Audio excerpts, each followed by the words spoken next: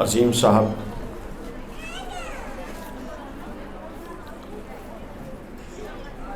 محترمہ شکیلہ عظیم صاحبہ، پرنسپل ادارہ حاضہ محترمہ باجی مسرت صاحبہ، محترم صادق صاحب، محترم پرنسپل لورل ہوم منٹور نجم الثقیب صاحب، صوبیدار میجر شبیر احمد صاحب، صوبیدار میجر ریٹائرڈ نور احمد صاحب، معزز والدین، عزیز طلبہ، سب سے پہلے میں مبارکباد پیش کرتا ہوں ان تمام ٹیچرز کو، اسکول انتظامیہ کو، جنہوں نے بچوں کی اس شاندار پروگرام میں شاندار پرفارمنسز تیار کروائیں۔ اگرچہ کہ آپ کو علم ہے کہ کوئی بھی چیز حتمی یا آئیڈیل نہیں ہوتی، اس میں بہتری کی گنجائش ہوتی ہے، لیکن اس سطح پر، جس سطح پر آج ہمارے اور آپ کے بچے موجود ہیں، اس سطح پر بچوں کی پرفارمنس میں آئیڈیالزم کو نہیں دیکھا جاتا، بلکہ بچوں کی پرفارمنس میں ان کے اس کانفیڈنس لیول کو دیکھا جاتا ہے کہ اسکول نے ان کو اس قابل کر دیا ہے کہ وہ اس نشست سے اٹھ کے یہاں پر آ جاتے ہیں۔ تو اسکول کی اصل کنٹریبیوشن یہ ہوتی ہے، ٹیچرز کی اصل پریپریشن جس پر میں مبارکباد دے رہا ہوں، وہ یہ ہے کہ وہاں سے اٹھا کے بچوں کو یہاں تک لائے جن کے آگے 60 70 50 100 150 بندہ بیٹھا ہے، اور انہوں نے ان کے سامنے پرفارم کرنے کی کوشش کی۔ یہ وہ جرأت اور یہ وہ چیز ہے جو اگر اس عمر میں پیدا ہو جائے تو آگے بڑی جلدی فروغ پاتی ہے۔ تو اس پر مبارکباد، ان بچوں کو بھی مبارکباد جنہوں نے پرفارم کیا۔ خوبصورت بچے، ہمارے بیٹے بیٹیاں کتنے خوبصورت لگ رہے تھے یہاں پر پرفارم کرتے ہوئے۔ پھر اس کے بعد تمام پرفارمنسز میں خاص طور پہ جو آخر پہ دعائیں سنائی گئیں، بچوں نے نعت سنائی اور مختلف عربک کانٹینٹ کی دعائیں اور بڑے اچھے تلفظ کے ساتھ کیا خوبصورت انداز میں پڑھا اور پڑھایا گیا۔ تو اللہ تعالیٰ یہ سب کچھ قبول کرے۔ میں آپ لوگوں سے گزارش کروں گا کہ ان ٹیچرز کی آنر میں ایک دفعہ بھرپور کلیپنگ کریں تاکہ ہم اپنی بات کو پھر آگے بڑھیں۔ جس طرح بھی پیر صاحب فرما رہے تھے، یہ تعلیمی ادارہ ایک تسلسل ہے جو ہماری جو بہن ہے محترمہ شکیلہ صاحبہ، جو مجھے بھی ابھی کہاں ہیں، اس وقت غائب ہیں، اچھا بیٹھی ہوئی ہیں، جو مجھے بھی بڑی شدت کے ساتھ، یہ تھوڑی شدت پسند بھی ہیں، تو شدت کے ساتھ اور روب کے ساتھ، ظاہر ہے بہنوں کا بھائیوں پر روب ہوتا ہے، تو مجھے بھی انہوں نے لاہور سے کھینچ لیا، حالانکہ میرا آنے کا پروگرام نہیں تھا اور پروگرام کینسل کر چکا تھا۔ برن تو یہ ان کے والد صاحب کا لگایا ہوا پودا تھا جو اب اگلی نسل میں، ماسٹر میر محمد رحمۃ اللہ علیہ، جو اگلی نسل میں چل رہا ہے، اور دعا ہے کہ علم کی یہ شمع اسی طرح ان کی نسلوں میں بھی آگے چلے۔ اس مختصر تمہید کے بعد مجھے آپ لوگوں سے، بچوں کو ذرا اگر آپ لوگ ایک طرف خاموش کروا دیجئے، چھوٹے ہیں بے شک، ان کو دوسرے تھوڑا سائڈ پہ ہال میں کر دیجئے۔ والدین سے میں نے جس حصے پر بات کرنی ہے وہ تمام لوگوں کی ضرورت کے لیے یکساں طور پہ امپورٹنٹ ہے۔ دیکھیے، جب تک آپ اس پوری کائنات کے اندر اللہ تعالیٰ کا جو تخلیقی اسکیم ہے اور کامیابی کے لیے اللہ تعالیٰ نے جو ڈسپلن وضع کر دیا ہے، جس ڈسپلن کی پیروی میں کامیابی مضمر ہے، جب تک آپ اس ڈسپلن کو نہیں سمجھتے آپ کامیاب نہیں ہو سکتے۔ یہ بات ذہن نشین رکھیے کہ کامیابی محض کوشش سے عبارت نہیں ہے، بلکہ ایک منظم بامقصد خطوط پر اور درست سمت میں پلاننگ کے ساتھ کوشش سے عبارت ہے۔ اور کیوں نہ ہو، چونکہ یہ انسان کا منصب ہے۔ دیکھیے، اگر تو اللہ ایسا وجود بناتا جس میں عقل جیسا جوہر نہ ہوتا اور اس کو پکڑ کے جبراً کسی راہ پر لگانا ہوتا تو پھر تو وہ بات سمجھ آتی ہے، لیکن جب عقل جیسا جوہر رکھا تو پھر یہ کیسے ہو سکتا تھا کہ ہر عمل میں اس کی کار فرمائی نہ ہو۔ قرآن مجید جب آپ آغاز کرتے ہیں، اب ذرا توجہ میری طرف رکھیے، قرآن مجید کا جب آپ آغاز کرتے ہیں تو قرآن مجید کے آغاز میں پہلی آیت میں اللہ تعالیٰ نے ایک ایسا اصول بیان کر دیا ہے، ایک ایسا کائناتی قانون وضع فرما دیا ہے کہ سب کچھ اس کے اندر رکھ دیا۔ بسم اللہ الرحمن الرحیم، فرمایا الحمدللہ رب العالمین، سب تعریفیں اللہ کے لیے ہیں جو عالمین کا کون ہے؟ آپ سب لوگ بھی بولیے نا، کون ہے؟ نہیں، تھوڑا سا تو بولیے، جو عالمین کا کون ہے؟ رب ہے۔ لفظ رب کو سمجھنے کی ضرورت ہے۔ خواتین و حضرات، رب کہتے ہیں اس ہستی کو جو درجہ بدرجہ سٹیپ وائز آپ کو پروان چڑھاتا ہے۔ یعنی رب کی یہ شان نہیں ہے، حالانکہ وہ مالک ہے، کرنے پر قادر ہے، لیکن اس کائنات میں جو اصول اس نے وضع کر دیا ہے، بس ہم اس پر بات کریں گے۔ وہ اصول یہ ہے کہ کوئی بھی شے اپنی تخلیق کے اگلے لمحے کمال کو نہیں پہنچ جاتی، بلکہ وہ چلتے چلتے ایک خاص وقت لے کر پھر اپنے کمال کی طرف جاتی ہے۔ آپ مثال دیکھ لیجئے، میں آپ کے سامنے کھڑا ہوں، آپ میرے سامنے بیٹھے ہیں، نجم الثقیف صاحب بیٹھے ہوئے ہیں۔ جس دن ہم پیدا ہوئے تھے کیا ہم اتنے تھے؟ کیا اس سے اگلے دن ہم اس سطح پر آ گئے ہیں؟ نہیں، ہم نے ایک خاص دہائیوں کے سفر کے بعد کئی دورانیے گزار کے ہم اس سطح پر پہنچے۔ یعنی اس سطح پر ہمیں لایا کون ہے؟ ہمارا رب لایا ہے۔ لیکن رب کی شان ربوبیت یہ ہے کہ وہ بیک عام تبدیلی نہیں کرتا، وہ درجہ بدرجہ پروان چڑھا کے مختلف مراحل سے گزار کے، ہم بیمار بھی ہوئے یہاں تک پہنچنے میں، کئی دفعہ ہاسپٹلائز بھی ہوئے، صحت مند بھی ہوئے، ہنسے بھی صحیح، کھیلتے بھی رہے، مصیبتیں بھی آئیں، روتے بھی رہے، پریشان بھی ہوئے، لیکن ہر مرحلے سے گزر کے ہم بالآخر یہاں تک پہنچے۔ یہ ہے شان ربوبیت۔ اچھا، آپ میں سے کتنے لوگ ہیں جنہوں نے کبھی کوئی پودا دیکھا ہے یا درخت دیکھا ہے؟ سب نہیں دیکھا ہے۔ تو بتائیے، آج آپ اگر ایک پودا لگائیں، پیر صاحب کی توجہات چاہوں گا، پودا لگائیں تو کیا اگلے دن وہ درخت بن جاتا ہے؟ نہیں بنتا۔ کتنا وقت چاہیے ہوتا ہے اسے؟ دہائیاں لگتی ہیں، کئی سال لگتے ہیں، پودا پروان چڑھ کے اپنے پورا کا پورا درخت بنتا ہے، اور درخت بننے تک وہ آندھیوں کو بھی ٹیکل کرتا ہے، برداشت کرتا ہے، گرم دھوپ کو بھی جون جولائی کی برداشت کرتا ہے، پھر دسمبر اور جنوری کی سردیوں کو بھی بیئر کرتا ہے۔ گویا ان تمام مراحل سے گزر کے وہ پھر اپنی پروان کی طرف جاتا ہے۔ اچھا، اور یہی اصول مادی چیزوں میں تو ہے، یہ غیر مادی انٹینجیبل چیزوں میں بھی ہے۔ بتائیے، ہمارا جو شعور ہے، سوچنے سمجھنے کی صلاحیت ہے، جتنی وہ آج ہے، کیا آج سے 10 سال پہلے نجم الثقیف صاحب اتنی تھی؟ نہیں تھی۔ 10 سال نہیں، 10 دن پہلے اتنی نہیں تھی، کیونکہ ہر دن کے تجربات ہماری شعوری سطح میں اضافہ کر رہے ہیں، ہمیں مزید میچور کر رہے ہیں، ہمیں مزید فیصلہ کرنے میں اور اس میں خام مواد میسر آ رہا ہے، یعنی ہم مزید میچور سے میچور ہو رہے ہیں۔ تو بس میں نے 3 مثالیں دے دی، انسان کی، پودے کی اور شعور کی۔ اس سے آپ سمجھ لیجئے کہ جو کچھ اس کائنات میں ہے وہ درجہ بدرجہ اپنے عروج کی طرف جا رہا ہے اور مسلسل روبہ پرواز ہے۔ اب یہاں ایک سوال پیدا ہوتا ہے، اس کو کہتے ہیں قرآنی قانون نشو و نما۔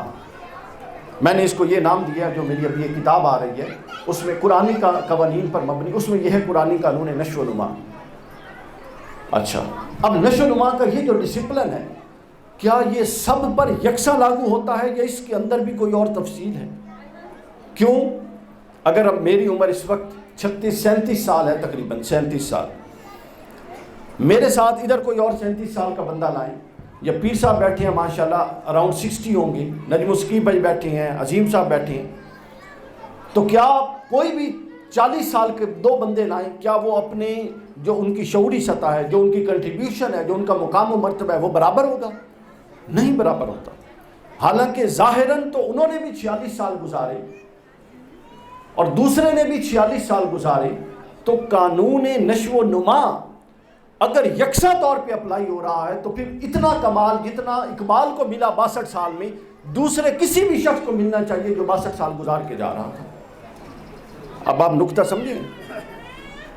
اب قوانین جو قرآن، یہی تو مسئلہ ہے ہمارے ہاں، نہ قرآن پڑھا گیا نہ قرآن سمجھا گیا۔ ہم چونکہ مولوی سے متاثر ہیں اور مولوی کو خود قرآن کی سمجھ نہیں۔ قرآن ایک ہر دور کی جدید ترین کتاب ہے، جہاں پر آپ کھڑے ہیں وہ آپ سے 10 قدم آگے ہے۔ ہاں صرف نحو اس لیے ضروری ہے، عربی گرامر اس لیے ضروری ہے کہ آپ اس کتاب کی زبان ہی نہیں جانتے ہوں گے تو سمجھیں گے کیا، لیکن سمجھ کا اس درسیات سے تعلق نہیں ہے، سمجھ ایک الگ چیز ہے۔ تو دیکھیں یہ ایک قانون ہے نشو و نما کا، یہ اگر تو ہر جگہ یکساں اپلائی ہو رہا ہے تو پھر ہر 40 سال کے بندے کو برابر ہونا چاہیے۔ اگر یہ یکساں طور پہ اپلائی ہے تو ہر 63 سال جو 2 بندے جا رہے ہیں ان کو برابر ہونا چاہیے، ایسا نہیں ہے۔ تو پھر کیا ہے، قرآن ہی نے ایک شرط بھی لگائی ہے اور وہ قرآن مجید نے خود بتائی۔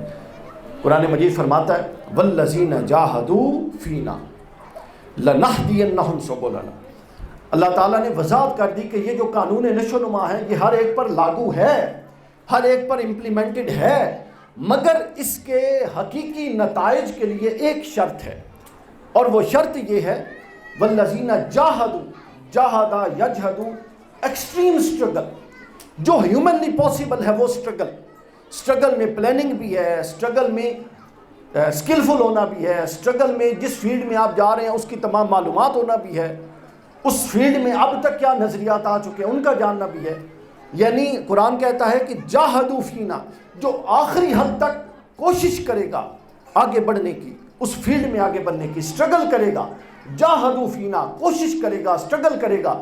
محض قانون نشو و نما سالوں کے حساب سے اپلائی نہیں ہوگا، بلکہ جو ان سالوں میں جتنی کوشش کرے گا، اسٹرگل کرے گا، کمیٹڈ ہوگا اپنے کام کے ساتھ، لنہدینہم سبلنا، تو ہم اس کی کمٹمنٹ کے درجے کو مد نظر رکھتے ہوئے اس پر اپنی راہیں کھولتے جائیں گے۔ یہ ہے کائناتی قانون نشو و نما، لنہدینہم سبلنا۔ اب یہاں پر 2 بڑی زبردست باتیں ہیں۔ قرآن نے کہا لام تاکید کے لام لنہدینہم، ہم ضرور بھی ضرور کھولیں گے اس پر راہیں۔ یہ نہیں ہو سکتا کہ کوئی شخص اسٹرگل بھی کر رہا ہو، کمیٹڈ بھی ہو، اخلاص سے محنت بھی کر رہا ہو اور اللہ اس پر کوئی راہ نہ کھولے، نہیں، یہ ممکن نہیں ہے۔ قرآن نے اس کی نفی کر دی، لنہدینہم، لام کو لاگے کہ ضرور بھی ضرور اس پر کوئی راہ کھلے۔ اب کیا کھلے گی؟ ایک راہ نہیں کھلے گی۔ کیا جی؟ ایک راہ نہیں کھلے گی۔ لفظ استعمال کیا سبلنا، اور سبل سبیل کی جمع ہے، اور سبیل رستے کو کہتے ہیں۔ تو اللہ فرماتا ہے کہ جو پھر میری راہ میں کمیٹڈ ہو کے محنت کرے گا، تم ایک رستہ کہتے ہو، میں اس کے لیے ہزاروں راہیں کھول دوں گا، ہزاروں نئے نئے پہلو اس کے سامنے لے کر آؤں گا جو دوسروں کے سامنے نہیں ہوں گے۔ جمع، اور جمع قرآن میں عربی میں 3 سے +3 اور اس سے زائد کے لیے استعمال ہوتا ہے، یعنی میں اس پر 1 سے زائد رستے کھول دوں گا۔ یہی پورا کا پورا تصور ہے جس کو سمجھنے کی ضرورت ہے۔ جو اپنی زندگی میں جو کشمکش اور حالات خراب آتے ہیں، مزاحمتیں آتی ہیں، مزاحمتیں اور مشکلات سے بڑی نعمت ہی کوئی نہیں ہے، یہ آپ کو پالش کرنے کے لیے آتی ہیں۔ سیدنا غوث العظم شیخ عبد القادر جیلانی رضی اللہ تعالیٰ عنہ بہت خوبصورت ایک بات کی، انہوں نے پوچھا گیا کہ مشکل کیا ہے؟ فرمایا وہ امر جس کا تمہارا نفس عادی نہیں ہے، تو جب وہ پہلی دفعہ نفس پر پڑتی ہے تو نفس کہتا ہے میں مشکل میں پھنس گیا۔ اگر اس کا اتنا تزکیہ کر لو اور اس کے بار بار آنے سے اس کے اپنے آپ کو اس کا عادی بنا لو، تو وہ مشکل جو ہے وہ مشکل ہی نہیں رہتی، بلکہ وہ مشکل بھی آسان ہو جاتی ہے۔ تو جب آپ زندگی میں آنے والی مزاحمتوں اور کشمکش سے اچھے طریقے کے ساتھ اس کو ٹیکل نہیں کرتے، لیٹ جاتے ہیں، سرنڈر کر جاتے ہیں، تو معاملہ خراب ہو جاتا ہے۔ یہی بات اقبال نے کی تھی۔ علامہ فرماتے ہیں گریز کشمکش زندگی سے مردوں کی، گریز کشمکش زندگی سے مردوں کی، اگر شکست نہیں ہے تو اور کیا ہے شکست؟ جب آپ زندگی کی کشمکش سے گریز کر گئے، آپ کھینچ لیا، تو یہی شکست ہے، اور کوئی شکست اس کے علاوہ نہیں ہوتی۔ اور یہ اقبال نے ایک اور جگہ کہا تھا، معروف شعر آپ نے سنا، عطار ہو، رومی ہو، رازی ہو، غزالی ہو، کچھ ہاتھ نہیں آتا بے آہ سحرگاہ۔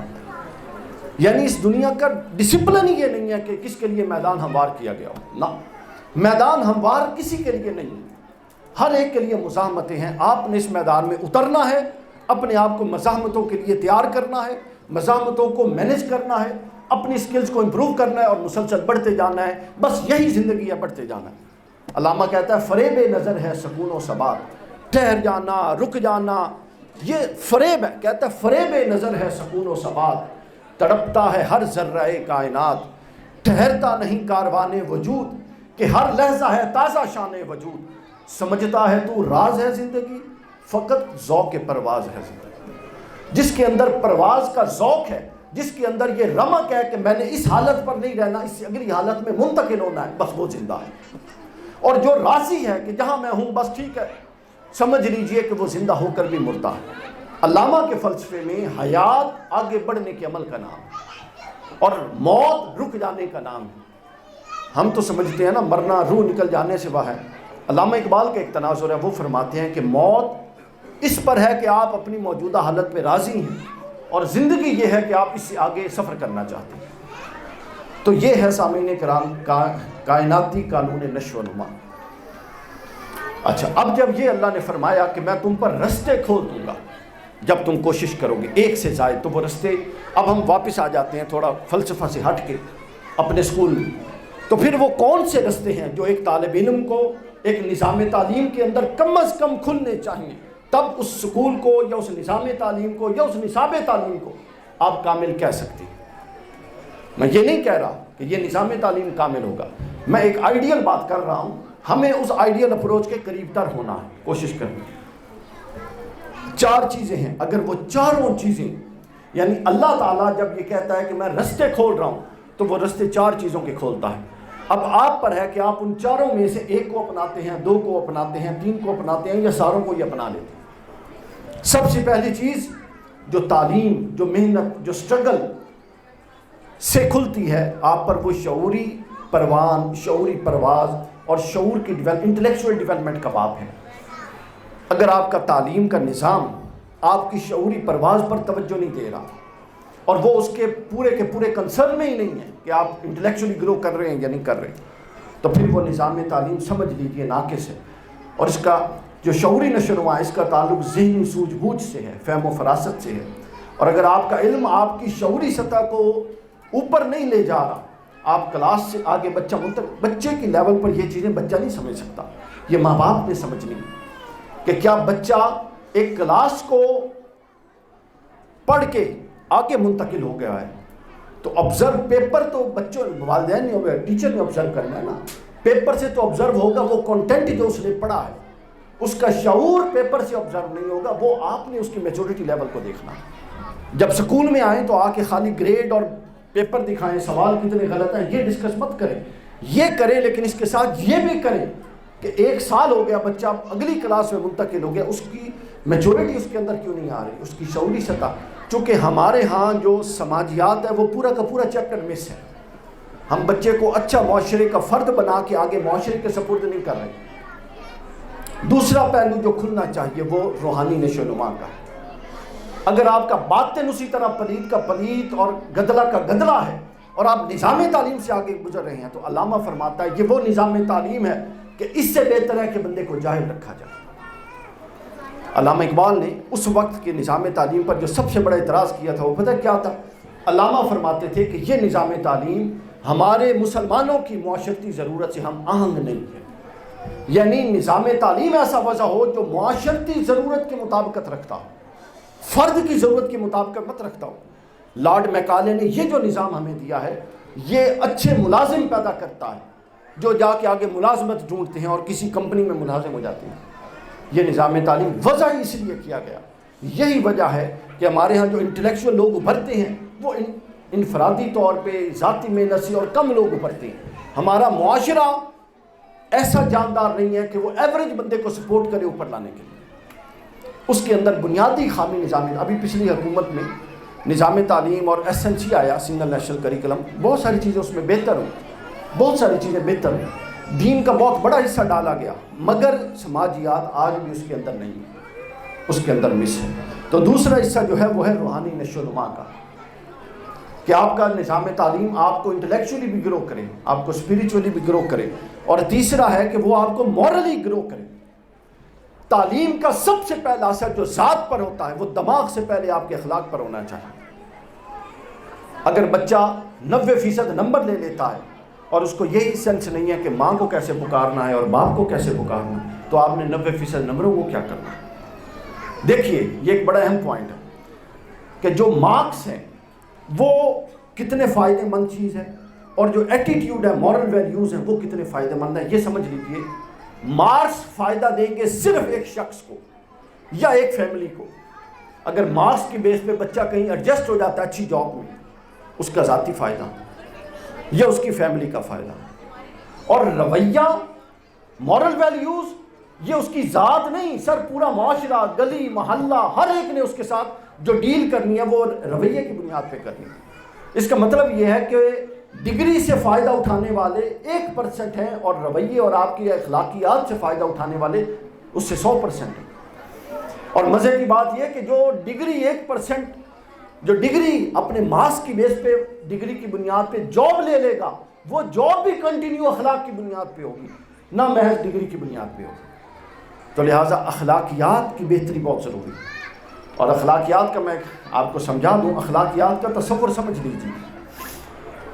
قرآن کا تصور اخلاقیات بالکل مختلف ہے. ہمارے ہاں تصور اخلاقیات بالکل مختلف ہے.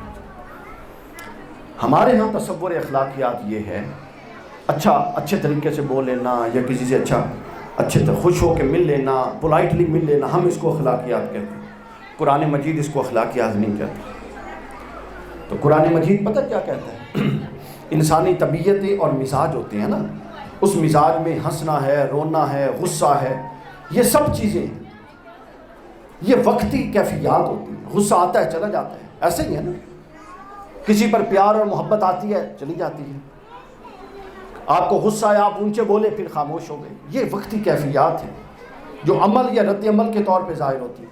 اسی طرح ہم نیکیاں کرتے ہیں، دل تو نہیں کر رہا لیکن اٹھے، وضو کیا، نماز پڑھی سردی میں اور جا کے سو گئے، ثواب ہو گیا، لیکن دل چونکہ نہیں کر رہا تھا لہٰذا وہ اخلاق نہیں بنا.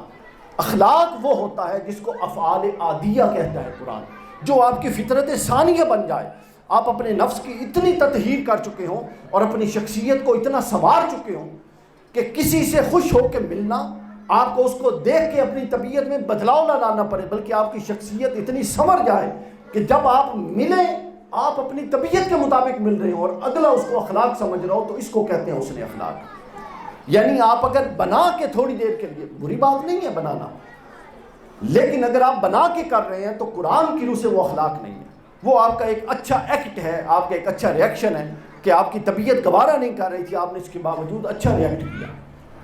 تو قرآن کی نظر میں اخلاق یہ ہے جو آپ کی ایسے افعال حسنہ جو آپ کی فطرت ثانیہ بن چکے ہیں، اور آپ کی فطرت جب اس طرف پلٹے اگلا کہے یار یہ کتنا اچھے اخلاق والا ہے. اور جب آپ سے پوچھا جائے یا کہا جائے تو آپ بتائیں بھائی میری تو عادت ہی ایسی ہے، یعنی مجھے یہ بنا کے نہیں کرنا پڑا، یہ اخلاق کہتے ہیں. تو تیسری چیز جو سامنے آنی چاہیے یا آتی ہے وہ ہے آپ کا اخلاق. اگر آپ کا علم آپ کو اسپریچولی گرو نہیں کر رہا، انٹلیکچولی گرو نہیں کر رہا اور مورلی گرو نہیں کر رہا، تو پھر وہ جو علم ہے اس کو اٹھا کے کوڑے میں پھینک دینا چاہیے. شخصیت کے یہی تو 3-4 پہلو ہوتے ہیں جن کو گرو کرنا ہے. پھر اس کے بعد ایک چوتھا حصہ آتا ہے، وہ آتا ہے جسم کی مینٹیننس، اپنے فزیکل باڈی کی مینٹیننس. یہ بھی تعلیم کا حصہ ہے. آج تو اسپیشلائزیشن کا دور ہے نا، فزیکل ایجوکیشن بھی آ گئی، تو ہر نظام تعلیم میں کم از کم اتنی ہے کہ فزیکل ایکٹیویٹیز بھی ہوں. آپ نے ابھی یہاں دیکھی کتنی تھی، بچے اچھل رہے تھے، کود رہے تھے، پرفارم کر رہے تھے. تو گویا آپ کی پرسنالٹی مکمل تب ہوتی ہے جب آپ کے 4 پہلو ہو جائیں. اب یہ ذہن میں رکھ لیں، میں بات کو ختم کر رہا ہوں. 4 چیزوں کو ذہن میں رکھ لیں. آپ کی پرسنالٹی تب مکمل ہوگی جب اس کے 4 پہلو مکمل ہوں گے. سب سے پہلے آپ کا ظاہری وضاحت ایسا ہو کہ بڑا مناسب لگ رہا، آپ کے چال ڈال، آپ کو بات کرنے کا سلیقہ ہے، آپ کو کپڑے پہننے کا سلیقہ ہے، یہ نظام تعلیم کا حصہ ہے.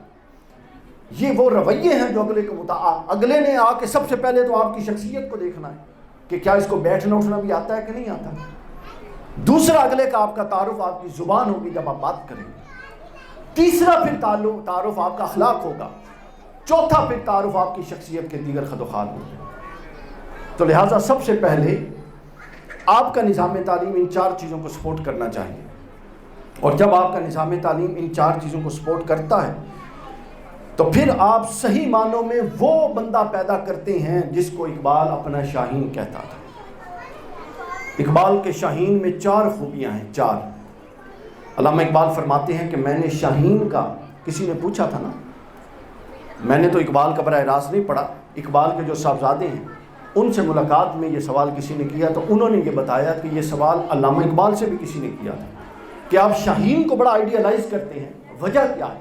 تو علامہ اقبال رحمۃ اللہ علیہ نے فرمایا کہ شاہین کو آئیڈیالائز کرنے کی وجہ یہ ہے کہ شاہین میں 4 ایسی خوبیاں ہوتی ہیں جو کسی اور پرندے میں نہیں ہیں، کسی اور جانور میں نہیں۔ پوچھا کون سی؟ تو شاہین اقبال نے بتایا کہ شاہین میں پہلی خوبی یہ ہوتی ہے وہ تیز نگاہ ہوتا ہے، دور تک دیکھ لیتا ہے۔ شاہین کی دوسری خوبی یہ ہوتی ہے کہ وہ بلند پرواز ہوتا ہے، عام لوگوں کی برابر نہیں اڑتا بلکہ سب سے اونچا اڑتا ہے۔ شاہین کی تیسری خوبی یہ ہوتی ہے کہ وہ دوسروں کا کیا ہوا شکار نہیں کھاتا، بھوکا مر جاتا ہے، اپنا شکار خود کر کے کھاتا ہے۔ اور شاہین کی چوتھی خوبی یہ ہوتی ہے کہ وہ ہر جگہ پہ اپنا گھر اور مسکن نہیں بناتا بلکہ وہ پہاڑوں پر بسیرا کرتا ہے اور پھر اس سے اونچا پہاڑا ڈھونڈ لیتا ہے۔ تو یہ 4 خوبیاں جس میں ہوتی ہیں وہ اقبال کا شاہین بنتا ہے، اور ہم یہ چاہتے ہیں کہ درجہ بدرجہ ہی صحیح ہم بھی اس طرف پیش قدمی کریں، اپنے بچوں میں یہ والی روح ڈالیں، اپنے بچوں کو ہر حوالے سے گرو کریں۔ ہر بندے نے کل کو اسکالر نہیں بننا، کسی نے اچھا ڈیبیٹر بننا ہے، کسی نے کچھ بننا ہے، کسی نے کسی فیلڈ میں جانا ہے۔ تو لہٰذا ایجوکیشن کے سسٹم کو، اسکول کے نظام کو اتنا ورسٹائل ہونا چاہیے، اتنا ڈائیورس ہونا چاہیے اور اتنا اکاموڈیٹو ہونا چاہیے کہ کوئی کچھ بھی کرنا چاہ رہا ہو، کوئی کچھ بھی بچے کے اندر سے ٹیچر آبزرو کر لیں کہ اس کے اندر یہ کمال ہے اور اس کو اسی کے لیے گراؤنڈ فراہم کریں۔ لارل ہوم جب ہم نے بنایا تھا تو ہماری بنیادی جو سوچ تھی وہ یہ تھی کہ یہاں پر بچے کی دینی بنیادیں بھی اتنی بنیاد مضبوط کر دی جائیں اور سائنسی بنیادیں بھی، بنیادی سبجیکٹس پڑھا کے لنگوسٹک کے اتنی مضبوط کر دی جائیں کہ لارل ہوم میٹرک کے بعد بچہ اگر عالم دین بننا چاہے تو درس نظامی میں چلا جائے اور ڈاکٹر بننا چاہے تو MBBS میں چلا جائے، اور MBBS اور درس نظامی دونوں میں اس کی LHS کی بنی ہوئی بنیاد اس کو سپورٹ فراہم کرے۔ ہمارا مدرسے سے نکلتا ہے وہ ڈاکٹر نہیں بن سکتا، ایک لفظ نہیں آتا، اور جو ہمارا ڈاکٹر MBBS ادھر سے نکلتا ہے اس کو قرآن کی ایک آیت پڑھنی نہیں آتی۔ تو یہ معاشرے میں گیپ ہے، اس گیپ کو کور کرنے کی ضرورت ہے۔ میں نے پہلے بھی عرض کیا، کوئی آئیڈیل اپروچ، آئیڈیل نہیں ہے پوزیشن سکولز کی، لیکن اپروچ کے اندر آئیڈیلزم ہو، ایک چیز طے ہو تو کم از کم آپ ایک ہی قدم اٹھائیں، اس رخ تو اٹھاتے ہیں۔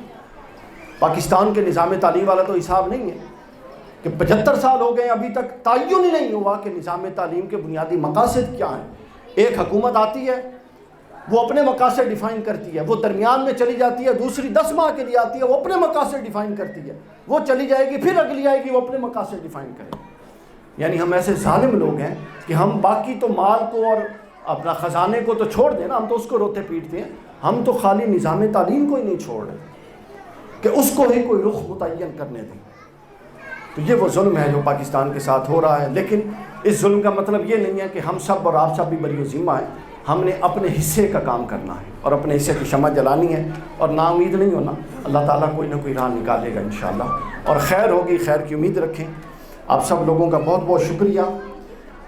بار دیگر میری طرف سے اسکول انتظامیہ اور پرنسپل صاحبہ کو، شکیلہ باجی کو مبارکباد، اور جو میں نے یہ گفتگو کی ہے اس کو اس پلے باندھیے۔ آپ لوگ بھی اس کی ریکارڈنگ لے کے اسکول میں اس کو بار بار چلائیے، اس چیز کو یاد رکھیے۔ ٹیچرز بھی خاص طور پہ، اگر ٹیچر اپنے آپ کو امپروو نہیں کریں گی اور آج سے 6 سال پرانی کتاب پڑھی ہوئی ہے اور آ کے بچوں کو پڑھا رہی ہیں اور وہ خود کسی امپرومنٹ کے پروسیس میں نہیں ہے، خود کوئی ڈپلومہ یا کورس نہیں کر رہی، خود اپنے اوپر توجہ نہیں دے رہی، تو وہ بھی بہت بڑا ظلم ہو رہا ہے۔ اس کو دیکھنے کی ضرورت ہے۔ خیر یہ والا حصہ میٹنگ میں ٹیچرز کے ساتھ ڈسکس کر لیں گے۔ تو آپ سب لوگوں کی آمد کا بہت بہت شکریہ، اور بار دیگر آپ لوگوں کو جن بچوں نے ابھی جن بچوں کی پوزیشنز ہیں ابھی وہ بھی سامنے آ جائیں گے، ان کو بھی مبارکباد۔ پروموٹ ہو رہے ہیں جو بچے، ان کو بھی مبارکباد، اور جنہوں نے پرفارم کیا ان کو بھی مبارکباد۔ بہت شکریہ، والسلام علیکم۔